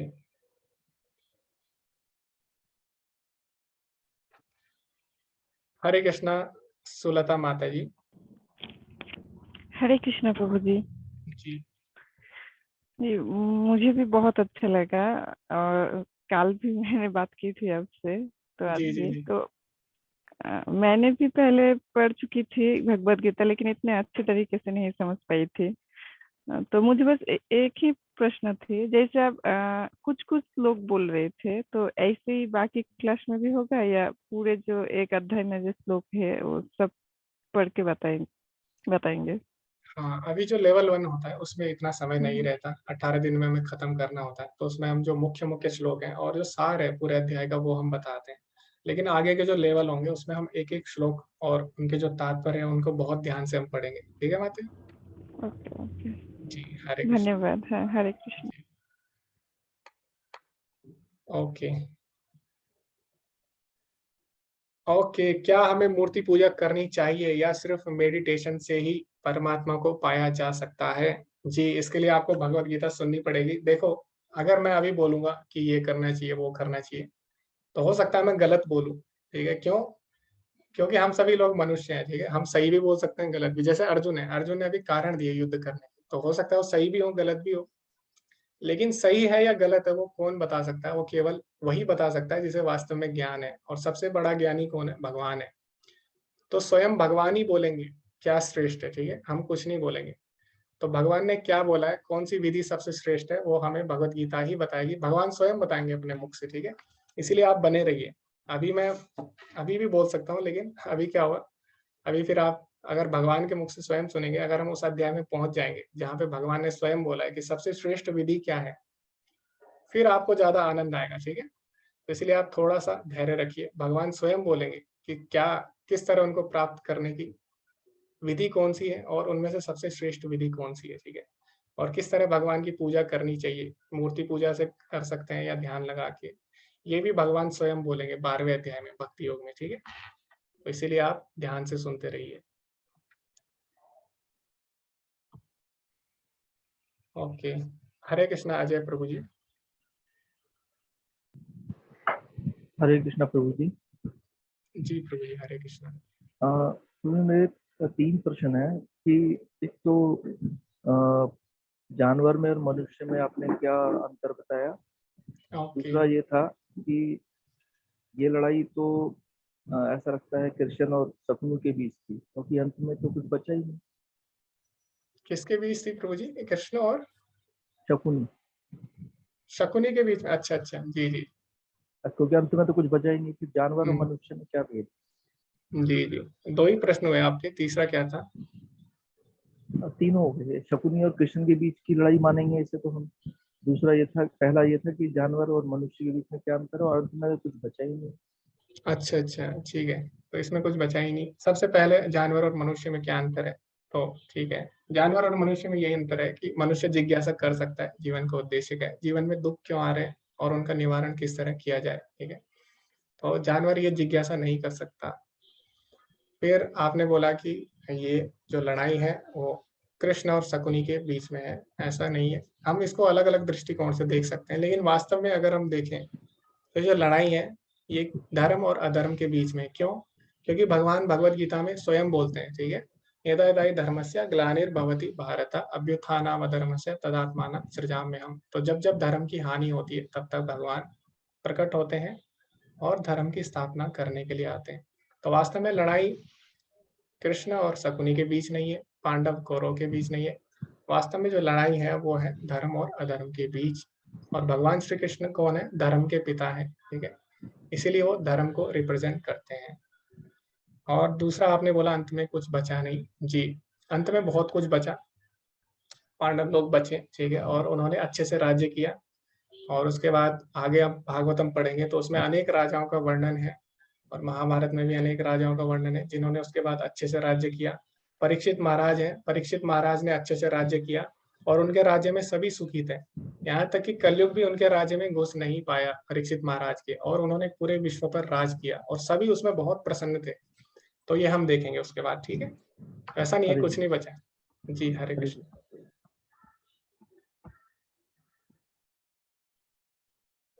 ओके, तो अभी एक बार मैं चैट में पढ़ लेता हूँ कुछ क्वेश्चन। ओके, विनोद प्रभु जी बोले चंदन घिसने पर जिस तरह खुशी होती है उसी तरह बार बार भगवत गीता पढ़ने पर भी उन्हें जी खुशी मिल रही है। जी प्रभु जी, बहुत ही अच्छे। रमेश प्रभु जी 7वीं बार ये कोर्स कर रहे हैं। हरि बोल प्रभु जी आपको।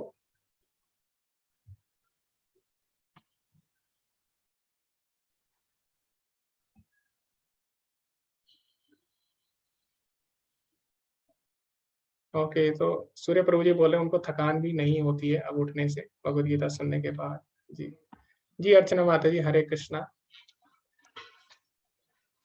जी माता जी, हरे कृष्णा।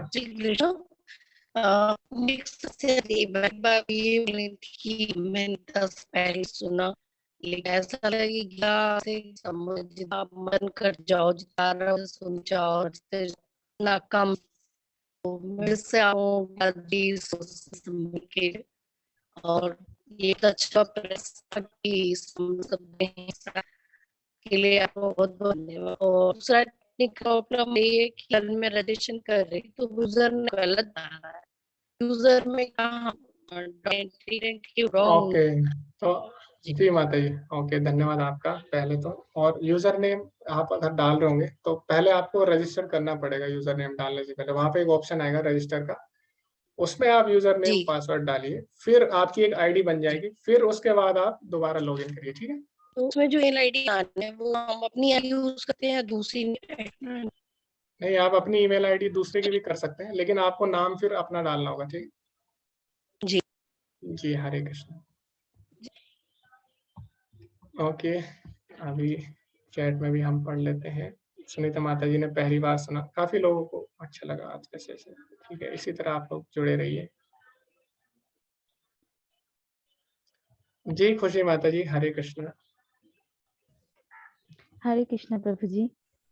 जी हाँ, मैं एक्चुअली आपको थैंक यू तो बोलना चाहती हूँ, बहुत बहुत बहुत, क्योंकि मैं तो गीता पढ़ती हूँ घर में, लेकिन जो आपने आज जैसे तरीके से समझाया ना, सच बोल रही हूँ, मतलब एकदम क्या बोलूं कि मेरा एक सवाल था, मतलब जैसा मैं कृष्ण भगवान को वो सवाल पूछती थी प्रभु जी के, मेरा भी वो घर में लेके थोड़ा प्रॉब्लम था। तो ये जो आपका वो आपने बोला था ना अभी के, वो कुछ कुछ पाप होता है जो मतलब हम करने से भी वो पाप नहीं लगता है ना, तो मेरे घर में भी वही प्रॉब्लम था। तो मैं कृष्ण भगवान को बोलती थी कि मैं कैसे ये करूं, तो मेरा भी तो पाप हो जाएगा। लेकिन आज आपने जो बताया ना कि वो 6 कारण है कि वो अगर हम करते हैं लाइफ में तो वो पाप नहीं लगेगा, जैसा किसी का पैसा चुराना है ना, फिर किसी का वो जमी हड़प लेना। तो ये 2 ही चीज मेरे साथ हुआ है प्रभु जी, लेकिन मैं शांत बैठी थी क्योंकि मैं सोचती थी कि भगवान मुझसे गुस्सा हो जाएगा कि मेरा वो पैसा ले लिया तो भगवान बोलेगा कि खुशी तू कैसा है रे, तू पैसा के पीछे दौड़ रहा है, और तू कैसा है, तेरा जमी के पीछे तू दौड़ रहा है, तो सब कुछ तो वो मेरा है, तू कैसे सोच रहा है कि वो मेरा है मेरा है। तो आज आपने जो बताया ना, तो सच में मैं मानती हूँ कि कृष्ण भगवान मेरे साथ है कि जैसा भी करके वो आपके मुंह से वो आंसर मतलब दे दिया है। जी जी जी मतलब तो ऐसा होता है भगवान। मैंने बताया था ना, ये था माम प्रपद्यन्ते, आप भगवान को जिस भाव से चाहेंगे भगवान उसी रूप में आपके साथ आदान प्रदान करते हैं।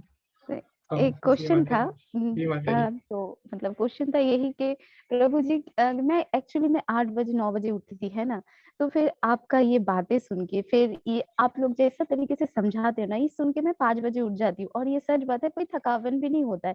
अभी घर वाले क्या बोल रहे हैं देखिए, हाँ इस बात का थोड़ा आप मतलब कुछ बोल दीजिए ताकि मेरे दिल को थोड़ा सुकून मिल जाए। ये मेरा घर वाले बोलते हैं कि ज्यादा भक्ति चोर का लक्षण होता है, ज्यादा भक्ति भी अच्छा नहीं होता है।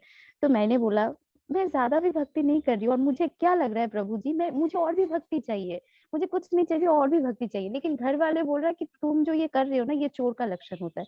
तो मैं उन लोगों को कुछ भी नहीं बोलती हूँ, क्योंकि मैं जानती थी कि मैं ये क्वेश्चन आपको करूंगी कि प्रभु जी मुझे क्या बोलना चाहिए। एक्चुअली ये समस्या आज की नहीं है कि घर वाले भक्ति को फेवर नहीं करते। ये समस्या बहुत पहले से है। जैसे कि हम देखते हैं प्रहलाद महाराज के बारे में, तो उनके स्वयं के पिता उनको इतना प्रताड़ित करते थे, उनके स्वयं के पिता उनको भक्ति नहीं करने देते थे। तो ये आज की समस्या नहीं है कलयुग, ये पहले से चली आ रही है, ठीक है। तो आजकल बल्कि ज्यादा समस्या है। आजकल अगर किसी का बच्चा है, ठीक है, वो अगर नशे कर रहा है, गलत संगति कर रहा है, पाप कर्म कर रहा है, तो उनको इतनी समस्या नहीं होती जितना कि अगर बच्चा भक्ति करने लग जाता है, ठीक है।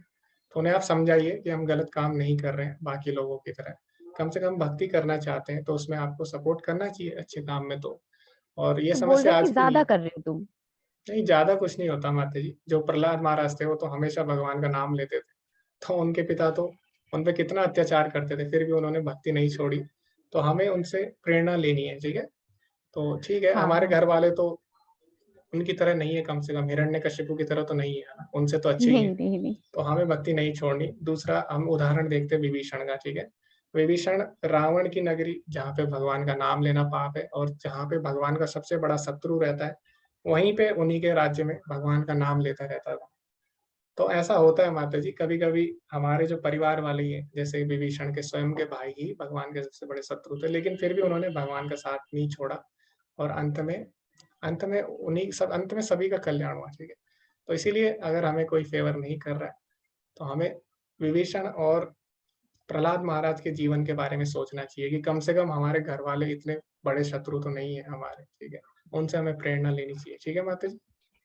धन्यवाद धन्यवाद, आज जी आपने सच में बहुत बहुत धन्यवाद। जी माता जी, हरे कृष्ण। हरे कृष्णा। ओके, तो आगे बढ़ते हैं। चैट में भी मैं पढ़ लेता हूँ। जी, कृष्ण से नाराज होने का हमारा हक है। जी बिल्कुल हक है। तो जो भगवान है वो रसराज है, ठीक है। कृष्ण को रसराज बोला गया है, और इसीलिए रसराज क्यों बोला गया है? कृष्ण से हम अलग अलग रसों में जुड़ सकते हैं। 5 रस उसमें मुख्य हैं, जैसे कि उसमें माधुर्य रस है, कृष्ण को प्रेमी के रूप में चाह सकते हैं, जैसे कि जो राधा रानी है और जो जितनी गोपियां हैं, या जैसे मीराबाई है, कृष्ण को पति के या प्रेमी के रूप में देखती हैं, तो वो उनसे नाराज भी होती है।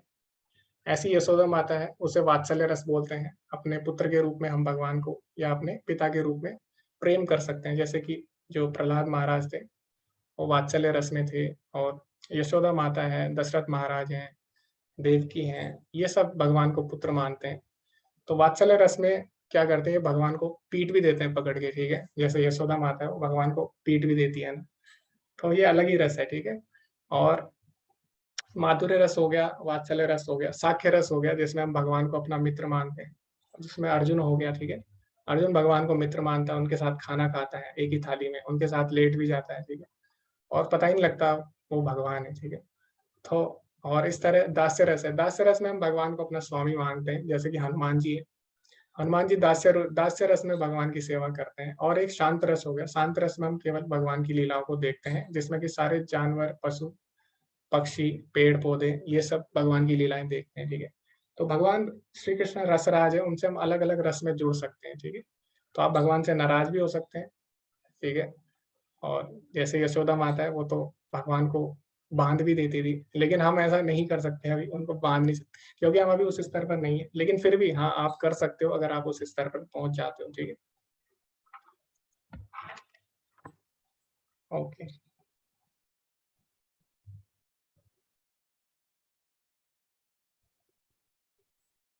सुप्रदीप प्रभु जी बोलते हैं कि ओके, हाँ, तो आप लोग बने रहिए ना प्रभु जी, आप इसी कोर्स के थ्रू जुड़े रहिए, ठीक है। ओके, गौरंगा प्रभु जी भी धन्यवाद दे रहे हैं, उनकी माता जी को काफी अच्छा लगा। जी, मैं रिकॉर्डिंग भेज दूंगा आपको, आप उससे सुन सकते हैं दोबारा से, जिसका मिस हो गया है। हरे कृष्णा। रमेश प्रभु जी, आप कुछ बोलना चाहेंगे?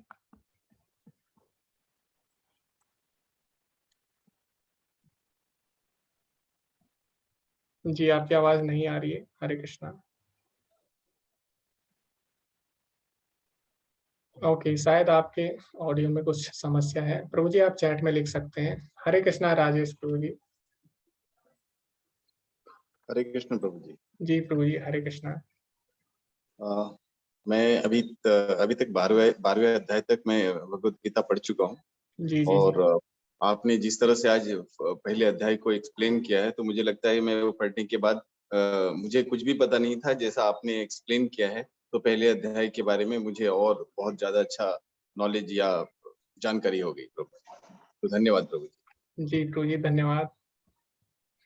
ओके, तो हमें आचार्यों के तात्पर्य पढ़ते रहना चाहिए, क्योंकि हम क्या करते हैं, भगवद गीता हम केवल अनुवाद अगर पढ़ेंगे कुछ समझ नहीं आने वाला। तो ये जो मैं सारी चीजें बोल रहा हूँ, ये प्रभुपाद जी के तात्पर्य से ली गई है। और जो भक्त है वो भगवान को बहुत ही अच्छी तरीके से जानते हैं, ठीक है। उनके भगवान के साथ बहुत ही घनिष्ठ संबंध होते हैं। तो इसीलिए जो भक्तों ने तात्पर्य लिखे हैं वो बहुत ही ज्यादा सुंदर होते हैं। तो ये जो भी मैं बोल रहा हूँ ये सब प्रभुपाद जी के अपने अनुभव है, और अपने तात्पर्य में उन्होंने सारे अनुभव अपने लिखे हैं। तो आप सभी लोग भगवद गीता यथारूप ले लीजिए और उसके तात्पर्य भी पढ़िए साथ साथ। जी नीलमणि प्रभु जी, हरे कृष्णा। हरे कृष्णा प्रभु जी। जी प्रभु जी। जिस प्रकार आपने बखान किया वो एकदम कमाल है, बड़ा मुझे अच्छा लगा ये ज्वाइन करके भी, सुन के भी। वैसे भी मैं ऐसे ही परिवार से बिलोंग करता हूँ जहाँ भक्ति रस सुबह से 4 बजे से बरसना शुरू होता है और रात्रि तक हवन यज्ञ पूजा पाठ माला जाप सब चलता रहता है। जी जी जी। मैं देव यज्ञ के तो बहुत सारे मंत्र जानता हूँ, क्योंकि मेरे घर में पिछले 25 वर्षों से होता है, लेकिन गीता के कुछ श्लोक मुझे कंठस्थ हैं। तो मेरा कल भी यही प्रश्न था और आज भी यही प्रश्न है कि इसके पैरेलल अगर कोई गीता श्लोक को लर्न करने की विधि या उसका कोई कोर्स चलता रहे साथ साथ, ताकि इन अ डे मैं दूसरा भी कुछ कर सकूं, ताकि एक श्लोक या 2 श्लोक दिन में याद कर सकूं, कंठस्थ कर सकूं। जी प्रभु जी, मंदिर में बहुत सारे प्रोग्राम चलते हैं और श्लोक वाला भी चल रहा था। तो अभी मेरे को उसकी जानकारी नहीं है कि अभी वो कोर्स चल रहा है कि नहीं, तो लेकिन मैं पता करके बता दूंगा प्रभु जी, आप मेरे को मैसेज कर देना, ठीक है। और दूसरा, हमारे हर एकादशी पे हम भगवत गीता का उच्चारण करते हैं, रिसाइटेशन करते हैं। तो आप लोग जिनका उच्चारण सही है वो लोग मैसेज कर सकते हैं और उसमें भाग ले सकते हैं। भगवत गीता उच्चारण में एक एक अध्याय हर कोई उच्चारण कर सकता है। बहुत। तो ये दिल्ली के आसपास भी संभव है कि मंगलुरु में? मंगलुरु में हम ऑनलाइन करते हैं प्रभु जी, आप उसमें भाग ले सकते हैं और भगवत गीता का उच्चारण करते हैं। बाकी मंदिरों में तो भगवत गीता चलती रहती है हमेशा। भगवत गीता भागवतम हर मंदिर में चलती है, आप वहां भी जा सकते हैं। आप दिल्ली में रहते हैं प्रभु जी? जी जी जी। दिल्ली में तो ईस्ट ऑफ कैलाश में है एक, और द्वारका में भी है, और बहुत सारे मंदिर है दिल्ली में, आप वहां भी जा सकते हैं। जी जी जी। अगर आपको जी अगर आपको बहुत दर्शन करने हैं भगवान जी। जी जी, बहुत बहुत धन्यवाद, बहुत बहुत धन्यवाद। हरे कृष्ण। ओके, तो सभी का बहुत बहुत धन्यवाद। आप सभी लोग जुड़े रहे और इतनी गंभीरता से आपने भगवत गीता को लिया है, और बहुत सारे लोग जुड़ गए अभी भी। तो इसी तरह आप अपनी रुचि बनाए रखिए भगवान में, ठीक है। और भगवान की जो वाणी है उसको सुनते रहिए और उसका प्रचार करते रहिए। जी धन्यवाद आप सभी का। हरे कृष्णा।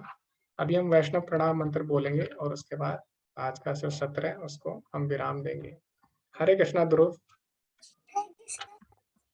जी जी। कृपा सिंधु पतितानां पावनेभ्यो वैष्णवेभ्यो नमो नमः।